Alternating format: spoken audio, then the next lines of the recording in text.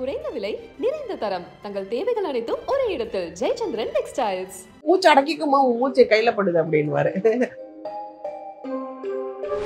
ஒருத்தவங்க பாக்குற பார்வையிலேயே இவங்க எப்படி பாக்குறாங்க நமக்கு தெரியாதாங்க. See, we are too much. திருப்பிலாம் நான் அடிக்க கூட வரமாட்டேன் அப்படியெல்லாம் பெரிய நம்மளை மீறி நம்ம மேல யாராலையும் கை வைக்க முடியுமா சொல்லுங்க. எங்க வீட்டுல பொம்பளை பிள்ளை தான் ஆண் பிள்ளை மாதிரி, பையன் வந்து பொம்பளை மாதிரி அழகா அப்படின்னு கொஞ்சிக்கிட்டே இருப்பான். வாவ் தமிழா நேயர்களுக்கு வணக்கம். என் கூட இருக்கிறவங்க தமிழ் சினிமாவின் ஒரு மிகச்சிறந்த ஆளுமை. 80களில் இருந்த அத்தனை பேருக்கும் வந்து இவங்களை அதிகமாக கொண்டாடி இருப்பாங்க. ரொம்ப செல்லமா சொல்லணும் அப்படின்னா நளினிமா. வணக்கம். வணக்கம். நல்லா இருக்கீங்களா? நல்லா இருக்கேன். ஒரு சீனியர் ஆர்டிஸ்ட் அப்படிங்கிற முறையில் இந்த கேள்வியை வந்து நான் உங்கள்கிட்ட முன்வைக்கிறேன். இப்போ வந்து ஒட்டுமொத்த இண்டஸ்ட்ரி, தமிழ் இண்டஸ்ட்ரியாக இருக்கட்டும் இல்லை மலையாள இண்டஸ்ட்ரியாக இருக்கட்டும், ஒரு விஷயம் வந்து உலுக்கி எடுத்திருக்கு. ஹேமா கமிட்டி அவங்களுடைய அறிக்கை வந்து பார்த்தீங்கன்னா பல பேரை வந்து புகாருக்கு வந்து உள்ள ஆக்கி இருக்கு. அதை பற்றி நடிகை விசித்ரா கூட வந்து பேசுகிறப்ப வந்து பார்த்தீங்கன்னா இண்டஸ்ட்ரியில் கண்ணியமானவர்களில் வந்து கண்டிப்பாக நான் டி ராஜேந்தர் அவர்களை தான் சொல்லுவேன் அப்படிங்கிறத ரொம்ப பாயிண்ட் அவுட் பண்ணி சொல்லியிருந்தாங்க. நீங்கள் அவர் கூட வந்து ஒர்க் பண்ணியிருக்கீங்கல்ல, ஸோ அந்த ஒரு உண்மை 100ல 200% உண்மை. எங்க சார் வந்து மூச்சு கூட அந்த கேமராக்கு வந்து இந்த லைட்டிங்காக வந்து பிடிப்பாங்க. அப்போ கூட மூச்சு அடக்கிக்குமா மூச்சு கையில படுது அப்படின்னுவாரு. தந்தை ஸ்தானம், அதுக்கு மேல ஒரு குரு ஸ்தானம், அதுக்கு மேல தெய்வ ஸ்தானத்துல வைக்கலாம் எங்க டைரக்டர். ரொம்ப safe, is too much safe actually. ரொம்ப பியூட்டிஃபுல் டைரக்டர். எனக்கெல்லாம் வந்து அவர் கிடைச்சதுன்றது பெரிய விஷயம் வாழ்க்கையில். சினிமாவில் நீங்கள் பார்த்த ஜென்டில்மேன்கள்னு சொல்லிட்டு யாரையெல்லாம் குறிப்பிட்டு சொல்லுவீங்க? நான் ஒர்க் பண்ண எல்லாருமே ஜென்டில்மேன் தாங்க. எல்லா இடத்துலையுமே நீங்கள் நம்ம சொல்கிற சினிமா மட்டும் இல்லைங்க இந்த ப்ராப்ளம். எல்லா இடத்துலையுமே இருக்குது. ஒரு காலேஜாக இருக்கட்டும், ஸ்கூலாக இருக்கட்டும், ஆஃபீஸாக இருக்கட்டும், எல்லா இடத்துலையும் இருக்குது. என்னன்னா இப்போ தான் ஸ்ட்ராங் விமென்ஸ் வந்து வெளியே வராங்க சொல்கிறதுக்கு. இன்னொன்று வந்து ஒருத்தவங்க பார்க்குற பார்வையிலேயே இவங்க எப்படி பார்க்குறாங்க நமக்கு தெரியாதாங்க. See, we are too much brilliant. பெண்கள் வந்து உண்மையிலேயே சக்திங்க. அது எந்தத்துக்கு இப்படி தப்பாக யூஸ் பண்ணி இப்படி வெளியே கொச்சப்படுத்துறாங்கன்னு எனக்கு தெரியல. நம்மளை மீறி நம்ம மேலே யாராலையும் கை வைக்க முடியுமா சொல்லுங்க. அதனால எனக்கு தெரியல. பட் இது இன்னும் ஸ்ட்ராங் ஆகிட்டு வராங்க. விமென்ஸ்லாம் இன்னும் ஸ்ட்ராங் ஆகிட்டு வராங்க. அந்த இஷ்யூ நீங்க நடக்கிறதெல்லாம் நீங்க பார்த்துட்டு தானே? நான் படிச்சிருக்கேன். கேரளால கமிட்டி வந்ததுக்கு அப்புறமா அதோட அறிக்கை வந்ததெல்லாம் நீங்க எப்படி மேம் பாக்குறீங்க? ஸ்ட்ராங் ஆகிட்டு இருக்காங்கன்னு சொல்றேன் நான். இது வந்து கொஞ்சம் இன்னும் டிலே பண்ணிட்டாங்க. பட் இப்போ எல்லாருமே வந்து ஒரு பயப்படுவாங்க. எல்லாருடைய அணுகுமுறைகளும் வந்து மாறி இருக்கும்னு நினைக்கிறேன் நான். நிச்சயமா இது ஒரு பக்கம் நம்ம பாசிட்டிவா பார்த்தாலும் இன்னொரு பக்கம் ஒரு பெரிய கேள்வி வருது. நீங்க பாதிக்கப்படுறப்பவே இப்படி ஒரு விஷயத்தை எடுத்து சொல்ல வேண்டியதானே? 20 வருஷத்துக்கு அப்புறம் 30 வருஷத்துக்கு அப்புறம் நீங்க சொல்றது யாரையோ பழி வாங்கணும் அப்படிங்கிற மாதிரியான ஒரு நோக்கத்துல இருக்குதுன்ற ஒரு பாயிண்ட நிறைய பேர் வந்து முன்வைக்கிறாங்கல்ல, இதை எப்படிமா பாக்குறீங்க? உண்மை இது நீங்க சொல்றது. ஏன் அப்பவே சொல்லல, சரி இப்போ வந்து சொல்றீங்களே, இப்போ இதால வந்து உங்களுக்கு பாதிக்காதா? இப்பவும் பாதிக்காதானே செய்வோம். அதெல்லாம் கடந்து போச்சுங்க. எல்லாம் கடந்து போனாலும் நீங்க வாழ ஆரம்பிச்சிட்டீங்களே, வாழ்ந்துகிட்டு இருக்கீங்களே, திருப்பி இது எதுக்கு அதை நோண்டணும்னு நினைக்கிறேன். பட் இப்போ இருக்கிற கேர்ள்ஸ் எல்லாருமே நல்லா ஸ்ட்ராங்காக வெளியே வந்து ஃபைட் பண்ணுறாங்க. Nobody can touch without there knowledge இல்லைங்களா? எதுக்கு பழசெல்லாம் இப்போ திருப்பி கொண்டு வராங்கன்னு தெரியல. இப்போ நாங்கள்லாம் கூட நிறைய மலையாள படம் ஒர்க் பண்ணியிருக்கேன், தெலுங்கு பண்ணியிருக்கேன், கன்னடா பண்ணியிருக்கேன். ஆக்சுவலி எனக்கு இந்த மாதிரிலாம் ஒன்றும் நடக்கலை. பிகாஸ் எங்கள் பேரண்ட்ஸ்லாம் இருந்தாங்க எல்லாரும். பட் எல்லாமே கடந்து தான் போகும். ஒருவேளை அவங்கக்கிட்ட ஏதாவது கேட்டிருக்கலாம், அவங்க ஏதாவது பண்ணியிருக்கலாம். பட் எனக்கு வந்து பார்வையே தெரியுங்க. இப்போ நம்ம வந்து ஒரு பெரிய இடத்துல நடிக்க போகிறோம்னா, இல்லைம்மா எனக்கு இது சரியாக வராது, இந்த சர்க்கம்ஸ்டன்ஸ்லாம் எனக்கு வேண்டாம். எங்கள் அம்மா உடனே ஓகேம்மான்னு கொண்டு போய் அட்வான்ஸ் திருப்பி கொடுத்துருவாங்க. வேண்டாம், எங்கள் பாப்பா வந்து கம்ஃபர்டபுளாக இல்லை, வேண்டாம் அப்படின்னு வந்துருவாங்க. ஸோ நமக்கு வந்து பேரண்ட்ஸ் நல்லா ஸ்ட்ராங்காக கூட இருக்கணும். அவங்க கூட இருந்தாங்கன்னா என்ன வேணால் சாதிக்கலாம். நம்ம நளினி அம்மாவுக்கு அமைஞ்ச மாதிரி எல்லா பெண்களுக்கும் அமையும் ஒரு பெரிய அதெல்லாம் இல்ல, நம்ம தான் அமைச்சுக்கிறது. நீங்க போல்டா இருந்தா யாருமே நம்ம கிட்ட வர மாட்டாங்க இல்லைங்களா? பாதுகாப்பான ஒரு சூழலை பெண்கள் எப்படி ஏற்படுத்திக்கணும்னு நினைக்கிறீங்க? இப்போ நம்ம வெளியே போகிறோங்க. இப்போ 9 மணிக்கு மேலே இப்போ ஆஃபீஸ்லேருந்து வெளியே வராங்க. ஸோ வந்து இப்போ வந்து பெரிய பெரிய ஆஃபீஸ்லலாம் கூட வந்து கூடவே ஒருத்தங்க வராங்க கேபில் வந்து. இவங்க இறங்கிட்டாங்களா, இறங்கினதுக்கப்புறம் அடுத்த நாள் அவங்க டீம் நம்ம பார்க்குறோம் இல்லைங்களா, பிள்ளைங்க வீட்டில் இருக்கிறதுனால அடுத்த நாள் டீம்லேருந்து ஃபோன் பண்ணுறாங்க, நீங்கள் சேஃபாக வந்து இறங்கிட்டீங்களா, வீடு வரைக்கும் வந்துட்டிங்களா, உள்ளே போகிற வரைக்கும் வந்து வெயிட் பண்ணிவிட்டு அனுப்புகிறாங்க. ஸோ ரொம்ப போல்டாக தான் இருக்காங்க பிள்ளைங்களும். அதையும் மீறி நைட்டில் போய் எங்கேயா ட்ராவல் பண்ணுறேன்னு சொல்லிட்டு போயிட்டு இந்த ஃப்ரெண்ட்ஸோடு இருக்கிறது, அதில் தான் ஏதாவது சின்ன சின்ன தப்பு நடந்துச்சுன்னா அதை வந்து பசங்க பெண்கள் வந்து நம்மளே வந்து கான்ஃபிடென்ட்டாக இருந்தோம்னு வச்சுக்கோங்களேன், எந்த நாட்டுக்கு வேணால் எங்கே வேணால் போய் தனியாக வாழ்ந்துட்டு வரலாங்க. நீங்க எப்படிமா 2 பேருமே பெண் பிள்ளையும் வச்சிருந்தீங்க, அப்புறம் ஆண் பிள்ளை 2 பிள்ளைகளுமே செல்லம் அதிகமா கொடுக்குற அந்த மாதிரியான பாகுபாடெல்லாம் இருக்குமா? எல்லாம் ஒண்ணும் கிடையாது. ஸ்ட்ரிக்ட் தான். உட்கார்னா எந்திரினா இல்ல எந்திரிக்கணும். ஏதாவது ஒரு வகையில வந்து பாத்தீங்கன்னா அம்மாவுக்கு ஆம்பளை பிள்ளை பிடிச்சிரும், அப்பாவுக்கு பெண் பிள்ளை மேல ரொம்ப ஆசை வந்துரும். சோ அதனால ஒரு நான் பெத்த பிள்ளை தானே. அது ஆண் பிள்ளை பொம்பளை பிள்ளை. எங்க வீட்டுல பொம்பளை பிள்ளை தான் ஆண் பிள்ளை மாதிரி. பையன் வந்து பொம்பளை மாதிரி அழகா அப்படியே கொஞ்சிக்கிட்டே இருப்பான். இவன் வந்து அப்படி ரக்கடா இருப்பான். போதும் போதும் கொஞ்சம் அதெல்லாம் அப்படின்னுவாங்க அந்த மாதிரி. சோ அதனால அவங்களுக்குள்ள எந்த இதுவும் கிடையாது. இல்லவே இல்லை. ஒரே ரூல் தான், ஒரே. ஆமாமா, 2 பேருக்கும் அது தெரியும். ஸ்டாண்டுனா ஸ்டாண்டு, சிட்டுனா சிட், அவ்வளவுதான். இனாஃப், கெட் அப், அவ்வளவுதான். இதே கண்டிப்பு கணவர் மேலே இருந்ததாமா? இல்ல இருந்திருந்தா இருந்திருப்பேன். இல்ல அப்படி அங்க ரொம்ப சாஃப்டா நீங்க? அதுதான் பொய்யா வாழ்ந்திருக்கேன். ஸோ இன்னைக்கு வந்து திருப்பியும் வந்து உங்களுடைய நிறைய விஷயங்கள், நீங்க ஆசைப்பட்ட நிறைய விஷயங்கள்லாம் பண்ணிட்டு இருக்கீங்கல்ல, இன்னைக்கு இருக்கக்கூடிய ஷெட்யூல்ஸ் இதெல்லாம் வந்து எப்படி வந்து அட்ஜஸ்ட் பண்றீங்க, பிளஸ் கதையெல்லாம் எப்படி வந்து கேட்குறீங்க? ரொம்பலாம் இப்போ வந்து மண்டையில போட்டு ஏற்றிக்கிட்டே அப்பா இதெல்லாம் இதுக்கு நம்ம உரு பண்ணுறோம், இதுக்கு ஹோம்ஒர்க் பண்ணுறோம், இதுக்கு அந்த மாதிரிலாம் எதுவுமே இல்லை. என்ன வருதோ அதில் நம்ம என்ன நல்லது பண்ணுறோம் அவ்வளோதான். ஒழுங்காக போனோமா, நடித்தோமா, 6 மணிக்கு வீட்டுக்கு வந்தோமா, ஹாப்பியாக வந்து சாப்பிட்டோமா, படுத்தோமா, அவ்வளோதான். சும்மா போட்டு ஏன்னா எல்லாமே கொடுத்தாச்சு. என்ன கொடுக்கல? அவார்டில் இருந்து இவ்வளோ படங்கள் நடிச்சாச்சு, நல்ல பிள்ளைங்களை கொடுத்தாச்சு, நல்ல லைஃப் கொடுத்தாரு.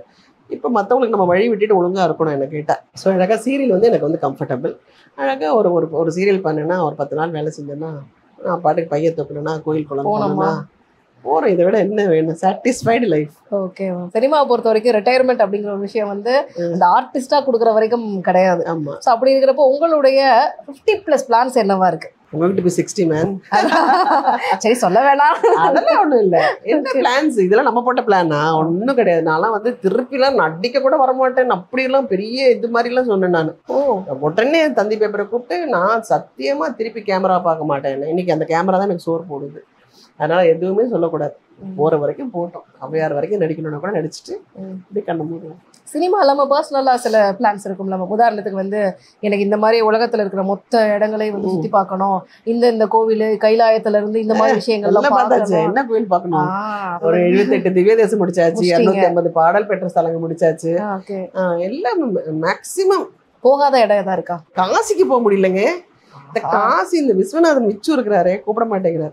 விச்சு கூப்பிட்டாதான் போகணும். அது மட்டும் தான் பெண்டிங்ல இருக்கு. அது வெயிட்டிங்ல இருக்குது. சில கதைகள் வந்து கேட்கறப்ப வந்து பாத்தீங்கன்னா அது சர்ச்சைக்குரிய ஒரு கதைகளாகவும் இருக்கும். அப்படி ஒரு கதையா தான் வந்து பாத்தீங்கன்னா உங்களுக்கு 100வது நாள் படம் வந்து அமைஞ்சது. அவருடைய லைஃப்லேயே வந்து ஃபர்ஸ்ட் டைம் வந்து ஒரு இந்த மாதிரி ஒரு ரூல் வந்து மோகன் சார் வந்து ட்ரை பண்ணியிருந்தாரு. ஸோ அந்த டைம்ல அந்த விஷயங்கள் 100வது நாள் வந்து அம்மா தான் கதை கேட்டாங்கன்னு நினைக்கிறேன். நான் கதையெல்லாம் கேட்கல. மணிவண்ணன் சார் வந்து இப்படி வாமா, இப்படி போமா, இப்படி பயப்படுமா, அப்புறம் அந்த செவரில் உடச்ச உடனே அந்த டெட் பாடி வெளியே வரும், அதுக்கு கத்து, இந்த மாதிரி தான் சொன்னாங்க. பட் இது ஒரு கதையாக நம்ம தியேட்டரில் பார்க்கும்போது தான் ஐயோ இவ்வளோ இருக்குதான்னு நினச்சோம். கமலா தியேட்டரை நான் பார்க்க போகிறேன். ரீரெக்கார்டிங்கோட பார்த்துட்டு நானும் அப்படியே அலறி இருக்கேன். ஐயோ இப்படி நடிச்சிருக்கோமா நம்ம அப்படின்னு. அதுக்கப்புறம் ஒரு பெரிய இஷ்யூ வந்துச்சு இல்லைங்களா, அவங்க ஒருத்தவங்க வந்து கொலை பண்ணி போட்டாங்க. அதுக்கப்புறம் பார்த்தீங்கன்னா அது எங்கேயோ போயிடுச்சு. என்னது திருப்பி போய் படம் பார்க்க வேண்டிய மாதிரி ஆயிடுச்சு. என்ன பண்ணியிருக்கோம் அப்படின்னுட்டு. ஏன்னா அந்த படத்தை பார்த்து தான் அந்த தம்பி அப்படி தப்பு பண்ணியிருக்காங்க அப்படின்னு சொன்னாங்க. 83, 84ல பார்த்தீங்கன்னா பெரிய சர்ச்சைக்குரிய ஒரு படம் வந்து 100வது நாளா இருந்தது. இன்னொன்று வந்து ஒரு ஹீரோ ஃபர்ஸ்ட் டைம் ஒரு ஆன்டி ஹீரோவா பண்றாரு. யாருமே எடுக்காத ஒரு இதை வந்து மோகன் எடுத்து பண்ணாங்க. ரொம்ப நல்லா பண்ணாங்க. ஆமா ஆமா ஆமா, சூப்பர். அது எப்படி எவ்வளவு பெரிய விஷயம் இல்லை, எவ்வளோ ஒரு ரிஸ்க் அது. அதுக்கப்புறம் வில்லனா தானே கூப்பிடுவாங்கன்ற அந்த பயம்லாம் இல்லாம மோனி வந்து ரொம்ப அழகா பண்ணாங்க அந்த படத்துக்கு. அப்புறம் இப்போ வந்து 2024ல கோட் படத்துல விஜய் கூட வில்லனா நடிச்சிருக்காரு. ஸோ அதுவும் வந்து அப்படி ஒரு விஷயமும் நடந்திருக்கு. பாத்தீங்களா? பார்க்கலைங்க. நான் தான் எங்க சினிமா பார்க்கணும். உங்க கோ ஆர்டிஸ்ட்னால தகவல் வந்து நான் சொல்லியிருக்கீங்க. ரொம்ப சந்தோஷம். அந்த கலக்குவாப்ல மோகன் வந்து வேற லெவல்ல கலக்குவாரு. இப்போ உங்களுக்கும் அவருக்குமான அந்த கெமிஸ்ட்ரி வந்து பாத்தீங்கன்னா ரொம்ப நேச்சுரலா வந்து ஒரு கூட்டா இருக்கிற மாதிரி இருக்கும். அது ஒரு பாட்டுல வந்து பாத்தீங்கன்னா பாட்டு லைன் வந்து உங்களுக்காக எழுதுனதா இல்ல அந்த பாட்டுக்கு வந்து நளினி வந்தாங்களா அப்படிங்கிற மாதிரிதான் அந்த விழியிலே சாங் வந்து அவ்வளவு அழகா கம்போஸ் பண்ணிருப்பாங்க. அதோடைய ஒரு பெஸ்ட் பிக்சர் தான் வந்து பாத்தீங்கன்னா அந்த வீட்டுல கூட நான் வந்து அந்த இடத்துல பார்த்த உடனே அதே விழியிலே வந்து பிடிச்சு போட்டீங்க. சோ அது எப்படி இப்போ வரைக்கும் அது இதுல அந்த சாங் பண்ணும்போது பாத்தீங்கன்னா சாங்குக்கான ஒரு டேட்டே கிடையாது. அது சீன்ஸ் பண்ணும்போதே சின்னதா மணிவண்ணன் சார் வந்து சின்னதா மாண்டேஜ் ஷாட்டை எடுத்து பண்ணாரு. பாபு மாஸ்டர் தான் பண்ணாங்க. அதுக்கு டக்கு டக்கு டக்குன்னு எடுத்துருவாரு. பாபு நான் இந்த மாதிரி பண்ண போறேன்னு, ஸோ இப்படி நடக்கட்டும் அப்படி பண்ணட்டும்னு சொல்லிட்டு. பட் அது இவ்வளோ பெரிய ஹிட்டுன்றது வந்து கடவுளோட ஆசீர்வாதம் தான். மோகன் எப்படின்னா ரொம்ப ஃப்ரெண்ட்லியாக இருப்பாங்க. நம்மளை வந்து ஐயோ மோகன் சார் ஆச்சு பயணங்கள் முடிவுதெல்லாம் ஹிட் கொடுத்தாரு அதெல்லாம் மறந்துட்டு ரொம்ப ஃப்ரெண்ட்லியாக இருப்பார். சிரி நல்லா சிரிக்கிறியா அப்புறம் என்ன அப்படின்வாரு. இப்படி நட நான் அப்படி பண்ணுறேன் அப்படி. அதாவது அந்த கிவ் அண்ட் டேக் எடுத்து பண்ணக்கூடிய ஒரு ஆர்டிஸ்ட். உங்களுக்கும் முரளி சாருக்குமான அந்த விஷயங்களும் வந்து பார்த்தீங்கன்னா நிறையா ஒர்க் அவுட் ஆகிருக்கு. ஆமாம். முரளி வந்து சொல்லுவாப்ல நம்ம 2 பேரும் அக்கா தம்பி தான் கரெக்டாக இருக்கும், நம்ம 2 பேருக்கு ஜோடி வேற போட்டிருக்காங்க எப்படி நல்லாவா இருக்கும் அப்படின்னு. நல்லாவே இருக்காது. லவ் சீன்லாம் பண்ணுவேன் கீதாஞ்சலியில் பண்ணும்போது 2 பேரும் சிரிச்சிருவோம். 4-5 டேக் வாங்கிடுவோம். ஏன்னா எங்களுக்கு அந்த 2 பேருமே வந்து ஒரு பிரதர்லி அஃபெக்ஷன். இன்ஃபேக்ட் அவர் வந்து தவறதுக்கு முன்னாடி ஒரு 2 நாளுக்கு முன்னாடி தான் எங்களுக்கு வந்து மீட்டிங் நடந்துச்சு சார், நடிகர் சங்க மீட்டிங். அப்போ வந்து காரில் இப்படி நின்றுட்டு 2 பேரும் பேசிட்டு இருக்கோம். லைஃப் பற்றி என்ன, ஹேர்டல்ஸ் என்ன, பிள்ளைங்க என்ன பண்ண போகிறாங்க, நீ என்ன படிக்க வைக்கிற அப்படின்னு பயங்கரமாக பேசிகிட்டு இருந்தோம். பேசி 2வது நாள் வந்து இந்த மாதிரின்னும் போது அது பெரிய தாங்க முடியாத ஒரு இழப்புன்னா அது பெரிய இழப்பு. எனக்கெல்லாம் வந்து அவ்வளோ ஒரு ஸ்வீட் பர்சன், பியூட்டிஃபுல், அவ்வளோ பெரிய அவங்க அப்பாலாம் இவ்வளோ பெரிய டைரக்டரு, அவ்வளோ ஒரு டவுன் டு இப்படி பண்ணலாமா அப்படி பண்ணலாமே, நான் என் முகத்தையே நீ பார்க்காத என்னோட சைடில் நீ பார்த்து லவ் சீன் பண்ணு அப்படின்னு வாப்பில். இந்த மாதிரி அந்த மெமரிஸ்லாம் வேற லெவல். ஏதாவது ஒரு பாயிண்ட்ல வந்து உயிருள்ள ஒரு உஷால அந்த உஷா வந்து கதாபாத்திரம் தான் அவரோட லைஃப்ல வந்து ஒரு விஷயமா இருக்க போகுதுங்கிறத முன்கூட்டியே நீங்க கெஸ் பண்ணீங்களா, இல்லை என்னைக்கா டிஆர் சாரை போய் பார்த்து கேட்டிருக்கீங்களா, சார் பாத்தீங்களா என்ன பிளே பண்ண வச்சிருக்கீங்க? அவர் அங்கதான் நான் இங்கே 8 அடியில தள்ளி நிற்பேன். ஐயோ என்ன இப்ப சார் வந்து அதை பேஸ் பண்ணி இப்ப இன்னொரு படம் பண்ண போறாங்க பிப்ரவரியில. சொல்லிட்டு இருந்தாரு உஷாவோட அந்த செகண்ட் பார்ட் மாதிரி பண்ண போறேம்மா அப்படின்னு சொல்லிட்டு இருந்தாரு. கண்டிப்பா பண்ணலாம் சார் அப்படின்னு. ஸோ நீங்க தான் உஷா மம்மியா இருப்பீங்க. இல்ல அது வந்து செகண்ட் பார்ட் மாதிரி ஏதோ பண்றாங்க போல இருக்குது, அது பண்ண போறோம் அப்ப நாங்க அப்படின்னு. ரொம்ப சந்தோஷமா இருக்கு. சாரு கல்யாணம் பண்றது அதெல்லாம் வந்து அப்புறம் தான் கரெக்டா அந்த டைம்ல தான் நடந்துச்சு எல்லாமே. அது வரைக்கும் டைட்டில் வைக்காம இருந்தாங்க. கல்யாணம் பண்ணதுக்கு அப்புறம் உயிருள்ள ஒரு விஷயம் வச்சாங்க. ஃபர்ஸ்ட் வந்து ஃபிலிம்கோட பிராண்ட் மட்டும் தான் இருந்துச்சு. அப்புறம் சார் கல்யாணம் பண்ணதுக்கு அப்புறம் தான் அது வச்சாங்க. இந்த நான் சொன்ன 2 ஹீரோக்கள் மட்டும் இல்லாம மற்ற கோ ஆர்டிஸ்டோட வந்து அதிகப்படியா வந்து எனக்கு சில கெமிஸ்ட்ரி இந்த மாதிரி எல்லா விஷயங்களும் நல்லாவே ஒர்க் அவுட் ஆயிருந்தது. அந்த பேர் பெருசா பேசப்பட்டுச்சு அப்படின்னு சொல்றது உங்களுடைய பர்சனல் ஃபேவரட்டா நீங்க சொல்றது எதுமா? விஜயகாந்த் அண்ணா, சுரேஷ், அப்புறம் சத்யராஜன். சத்யராஜன் எல்லாம் ஆக்ட் பண்ணும்போது யாருமே வந்து ஹீரோவா ஆக்ட் பண்ணும்போது யாரும் நடிக்க மாட்டேன்னாங்க அண்ணனோட. ஏன்னா அப்ப அண்ணன் நிறைய வில்லன் பண்ணிட்டு இருந்தாங்க. நாங்க நடிக்கிற முக்காவாசி படத்துல அண்ணன் இருப்பாரு. ஒண்ணு வில்லனா இருக்கும், தம்பி அண்ணனா இருப்பாரு, அந்த மாதிரி எல்லாத்துலயும் இருப்பாரு அவரு. ஸோ பண்ணும்போது நாங்கள் தான் ஃபஸ்ட்டு இரவு பூக்கள் பண்ணோம். இந்த மல்லி மல்லி செண்டு மல்லி அந்த சாங் எல்லாம் நானும் அவனோட டூயட்லாம் பாடியிருப்போம். பயங்கரமா சிரிச்சுக்கிட்டே இருக்கும். அதுதான் மைனஸும் அதுதான் ப்ளஸும் அதுதான். அதே மாதிரி விஜயகாந்த் அண்ணன் பாதுகாப்புக்கு வந்து நம்ம யாரையுமே கூப்பிட்டு போக வேண்டாம். அண்ணன் ஒருத்தர் நம்மளை வந்து அப்படி பார்த்துப்பாரு. இப்போ நான் ரொம்ப படம் ஒர்க் பண்ணதுனால அழுவேன் எங்கள் வீட்டுக்கு போகணுன்னு. அம்மா இருப்பாங்க, எல்லாரும் இருப்பாங்க, பண்ண சொல்லுவார். நாங்கள்லாம் இருக்குமே என்ன உனக்கு வீட்டுக்கு போகணும்னு சொல்கிறீங்க அப்படின்னு சொல்லிட்டு நாங்கள் அலையோசை பண்ணும்போது அப்போ நான் வந்து ஊட்டியில் ஷூட்டிங் எல்லாம் முடிச்சுட்டு ஒரு 5-6 படத்துக்கு முடிச்சுட்டு இறங்குனா மேட்டுப்பாளையத்தில் எங்களுக்கு அலையோசை ஷூட்டு. இப்போ 1 மாதத்துக்கு மேலே ஆயிடுச்சு. அப்போ அம்மா சொல்கிறாங்க நான் அழுகிறேன், நான் வீட்டுக்கு போகணும். அப்போ சொல்கிறேன் நான் தான் இருக்கேன், உனக்கு என்ன இல்லை எனக்கு அண்ணன் தம்பி என்ன பெரிய அண்ணன் தம்பி பாசம் உனக்கு, இப்போ ஒழுங்காக நடிக்கிற வேலையை பாருன்னு அண்ணன் என்ன பண்ணு சரி அவளை ரொம்ப திட்டாதீங்கம்மா அப்படின்னு சொல்லிட்டு அங்கே அந்த மேட்டுப்பாளையம் பாரத் லாட்ஜுன்னு நினைக்கிறேன் ஃபுல்லாக ரவுண்டாக சேரை போட்டு எல்லாருக்கும் ஒரு பேப்பர் பென் கொடுத்து சரி நேம் பிளேஸ் திங்ஸ் அனிமல் விளையாடலாமா அப்படின்னு. ஓ சரி அப்படின்ட்டு இப்போ வந்து அவளுக்கு வீட்டுக்கு போகிற ஆசையெல்லாம் வராதுமா அழகாக விளையாடுவோன்னு சொல்லிட்டு அதாவது என்னை வந்து ரொம்ப அது கூல் பண்ணி அந்த விளையாட்டெல்லாம் விளையாட சொல்லி அப்புறம் எல்லாம் யார் நான் ராதா ரவி அண்ணன், செந்தில் அண்ணன், கவுண்டமணி அண்ணன், எல்லாரும் ஹாஜா ஷெரீஃப் எல்லாம் ரவுண்டாக உட்காந்து எல்லாம் விளையாடி எல்லாம் தப்பா எழுதி எல்லாருமே வந்து ஸ்பெல்லிங் மிஸ்டேக் எல்லாம் காமிச்சு. நீங்க தான் எழுதுனீங்களா? எல்லாரும் எழுதுவோம்ல நேம் பிளேஸ் திங்ஸ் அனிமல். எல்லாம் பாரு தப்பா எழுதுறாங்க பாரு, இப்பதான் தெரியுது லட்சணம் அப்படின்னு சொல்லிட்டு அண்ணன் கிண்டல் பண்ணி. ஸோ அப்படியே இப்போ உனக்கு வீட்டுக்கு போறோம்னு ஆசை, அது நாளைக்கு விளையாடலாமா, நான் சரிங்கண்ணா அப்படின்னு சமாதானப்படுத்திருக்காங்க. ஆமா அண்ணா வந்து இஸ் கிரேட். இப்போ வரைக்கும் எந்த ஹீரோயினுக்கும் நடக்காத விஷயம், ஒரே வருஷத்துல அதிகப்படியா படங்கள் நடித்த ஹீரோயின் அப்படிங்கிற ஒரு பெருமை வந்து பாத்தீங்கன்னா உங்களுக்கு 2 வருஷம், ஒரு வருஷம் 23, ஒரு வருஷம் 24 படம். என்ன மேம் எப்படி ஓடி இருக்கோம் பாருங்க. இப்ப இவ்வளவு அழகா ரெஸ்ட் எடுக்கிறோம்னா அதுக்கு அந்த ஓட்டம் தான் காரணம். எப்படி மேனேஜ் பண்ணீங்க? அம்மா தான் எல்லாமே. அம்மாக்கு வந்து 24 ஹவர்ஸே பத்தாது. ஐயோ ஏன்னா 24 மணி நேரத்துல இந்த முடியுது ஒரு டே அப்படின்னு நினைப்பாங்க. அப்படின்னா பாருங்க. இப்ப உங்களுக்கு கன்ஃபியூஷன்ஸ்லாம் வராதா? ஏன்னா திடீர்னு ஒரு 10 நாள் தமிழ் படம், அப்படியே வந்து டிராவல் பண்ணா ஒரு மலையாள படம், அப்படியே கன்னடா, இப்படி போறப்ப வளரும். அப்ப வந்து ஃபீல்ட் எல்லாம் இங்கதானே இருந்துச்சு, எல்லாமே இங்கதானே. அவுடோர் போறாங்க, சாங் பண்றாங்கன்னா, ஊட்டி போனாங்கன்னா சொல்லிடுவாங்க எல்லாருக்கிட்டையும், நாங்க வரோம், நாங்க உங்களுக்கு சாங் ஏதாவது பண்ணணும்னா பண்ணிக்கலாங்க அப்படின்வாங்க. ஸோ காலையில் நடிச்சிட்டோம்னா மத்தியானம் ஒரு கம்பெனிக்கு ஒர்க் பண்ணுவேன், ஈவினிங் நைட் சாங் ஒரு கம்பெனிக்கு ஒர்க் பண்ணுவேன். அப்படி பண்ணி கொடுப்பாங்க. எப்படி அந்த கேரக்டர்லாம் ஞாபகம் வச்சுப்பீங்க? டைரக்டர் என்ன சொல்றாரோ அதுதான். அம்மா தானே, டான்ஸுங்கிறதுனால ஒன்றும் பிரச்சனை இருக்காது, எல்லாத்துக்கும் மாற்றி மாற்றி டான்ஸ் ஆடிட வேண்டியதுதான். என்னன்னா அப்போ வந்து இப்போ சப்போஸ் தூக்கம் வருதுன்னா அது எப்படி தூக்கம் வரும் இந்த வயசுல, எப்படி ஃப்ரெஷ்ஷாக இருக்க வேண்டாமா அப்படின்வாங்க. அப்படி சொல்லி சொல்லியே வந்து எனக்கு ஆமா இல்லை நம்ம ஃப்ரெஷ்ஷாக தானே இருக்கோம் அப்படின்னுட்டு. என் பிள்ளைங்க கூட ஏதாவது தூக்கம், ஃப்ரெஷ்ஷாக இருக்கணும்ல இப்போல்லாம் அப்படின்னு. அம்மா உங்க அம்மா பண்ணதெல்லாம் எங்களுக்கு அப்ளிக் பண்ணாதீங்க அப்படின்வாங்க. நீங்களே ஏதாவது ஒரு கதையை வந்து ஸ்ட்ரிக்டா வந்து நோ அப்படிங்கிற மாதிரி நிராகரிச்ச ஒரு விஷயம்லாம் நடந்திருக்கா? அப்படின்னா எல்லா கதையும் நிராகரிச்சிருப்பேன். என்கிட்ட கிட்ட வர விட மாட்டாங்க, எதை கேட்டாலும் வேணாம், வேணாம்மா அது நல்லா இல்லம்மா, என்னடி நல்லா இல்லைன்னு. அதனால என்கிட்ட கதை கேட்கறதுக்குலாம் கிட்டே வர விட மாட்டாங்க, அவங்களே எல்லாம் கேட்டு. ஸோ இப்போ சமீப காலங்கள்ல கதைகள்லாம் நீங்க தானே கேட்குறீங்க? ஆமாம். அந்த கேரவன்லாம் இல்லாத நாட்கள் வந்து எப்படி மேம் வந்து நீங்களாம் சமாளிச்சு? நல்லா இருந்துச்சுங்க, ரொம்ப நல்லா இருந்துச்சு. ஏதாவது ஒரு வீட்டில் போவோம், அழகாக அந்த வீட்டில் கொஞ்சம் அடுப்பு காலியாக இருந்துச்சுன்னா அம்மா போய் நான் சமைக்கிறேன்ப்பா அப்படின்னு சமைப்பாங்க, நல்லா சமைச்சு எல்லாருக்கும் கொடுப்பாங்க.